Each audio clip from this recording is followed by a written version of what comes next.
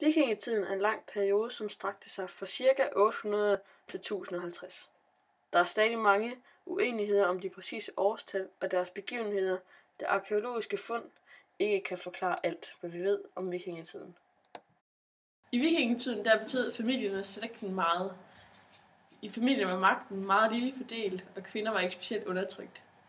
Alle i familien stod for forskellige ting, og man var på tværs af familien meget afhængig af hinanden. Nogle af mændene stod for f.eks. handel og jagt, mens kvinderne f.eks. stod for madlavning. Familien var som sagt meget vigtig, da alle de havde uundværlige opgaver for familien. Derfor var det vigtigt at føre slægten videre. Mange vikingefamilier levede under hårde forhold og ydede meget fysisk krævende og hårdt arbejde. Derfor blev de fleste kun omkring 40 år. De heldige de blev så op til 50 år, og det var dem, som ikke havde foretaget så meget hårdt arbejde i løbet af deres liv. Kvinderne de levede oftest længere end mændene, ligesom de gør i dag. I vikingetiden der var der meget ligestilling mellem mænd og kvinder. Kvinder de havde ret til mange ting, f.eks. som at vælge sin egen mand og vælge ham fra igen, hvis hun nu fortrød.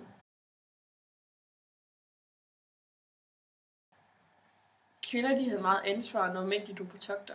De skulle styre deres gård og hjem. Dog var det så manden, som havde mest magt. Det var kun manden, som havde politisk magt.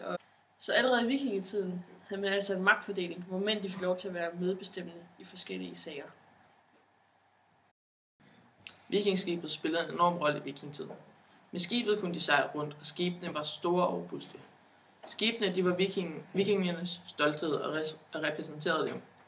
Vikingskibet havde ingen reel konkurrence på daværende tidspunkt, og de kunne sejle i al slags vejr, da de både havde sejl og oar. Det gav vikingerne en betydelig fordel i forhold til andre lande, og det gav dem muligheden for udlandsk handel. Men togterne de blev mere og mere organiseret og større i takt med, at den danske kongemagt blev større i Danmark. Vi går fra små togter, ledsaget af forskellige små høvdinger, til store togter, ledet af i sidste ende den danske konge. Man kan sige, at vikingetiden var opdelt i 3 perioder. Fra 793, hvor der var små togter, og for eksempel kan man se det på, at i 793 angreb danerne et kristen kloster på øen Lindisfarne ud for Nordenglands kyst. Og fra 840 begynder man så at tage på store handels- og plyndringstogter. Her kan man for eksempel se, at vi har handlet med Sydspanien i 844. Og sidst fra 1000-tallet, her begyndte man på politisk funderede erobringstogter under ledsagelse af en konge eller høvding. Jeg kan for eksempel se, at Svend Tveskæg erobrer England i 1013. Der er forskellige grunde til, at vikingerne tog på togter og handlede. Blandt andet for, at man ville svække sine største fjender, som blandt andet var Frankerriget og den tysk-romerske kejser. Man emigrerede også, fordi der var nogle steder i landet, var for mange mennesker.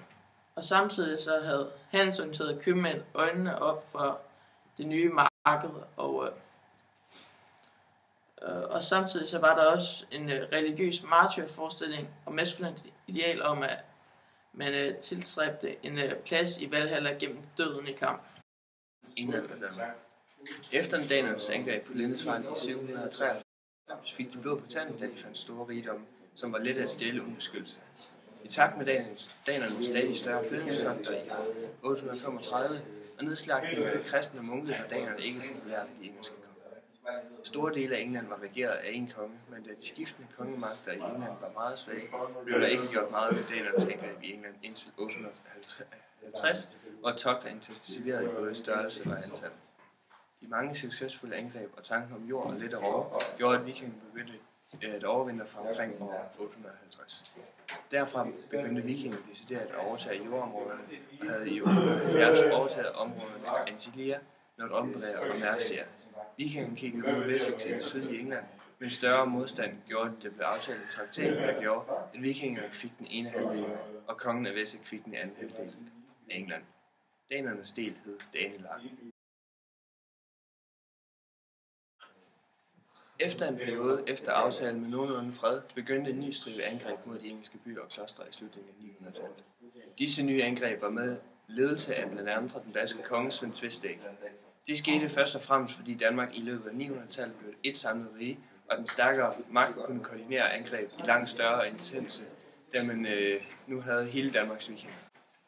Vikingens flåde blev så store og stærke, at deres spredte plyndringstogter blev til erobringstogter. Den danske konge Svend Tveskæg erobrede England i 1013 og lagde med det grundstenen til, hvad man kunne kalde et dansk-norsk-engelsk Nordsjælland. I midten af 900-tallet regerede Gorm den Gamle i store dele af Jylland. Vi ved ikke så meget om ham, men ifølge en dansk biskop var Gorm meget fjendtligt indstillet over for kristendom og jagede præster og dræbte dem med tortur. På den lille Jellingsten fortæller Gorm om sin kone Tyras død. Selv døde han i 958 cirka. Gorms efterfølger og søn Harald Blåtand har ifølge den store Jellingsten, som han selv har rejst, samlet Danmark og gjort befolkningen kristen. En grund til dette kan være, at man ved at konvertere til kristendommen styrkede forholdet til Otto den Store og hans enorme rige, der grænsede op til Holsten og Lauenborg. Ifølge en myte er det fordi, der var en munk, der kunne bære glødende jern uden at vise smerte eller formærker, der overbeviste Harald Blåtand om, at der var nogle stærke guder i den religion. Harald sad på magten i mange år, ifølge nogen helt op til 50 år, men det er dog højst usandsynligt. Nogle mener, at han blev dræbt under et oprør startet af sin søn Svend Tveskæg. Svend Tveskæg lærte allerede fra start, hvordan man slås, da han sammen med sin far kæmpede mod tyskerne. Senere mistede han dog interessen og ville hellere plyndre englænderne. Det tjente han godt på, da han ud over togterne også krævede danegæld fra de områder, han så lod være med at plyndre. Det blev den engelske konge Ethelred så lidt træt af og havde lavet derfor en plan om at dræbe de daner, der havde bosat sig i et område ved Nordøstengland, som de kaldte Daneland. I 1002 gennemførte kongen planen, og efterfølgende hævnede Svend Tveskæg sig ved at plyndre og ødelægge de britiske kyster de 2 følgende år. Svend Tveskægs efterfølger lå i kortene, da han, mens han erobrede England, havde overladt Danmark til sin ældste søn Harald II. Man hører dog ikke så meget om Harald i hans korte regeringstid på 4 år.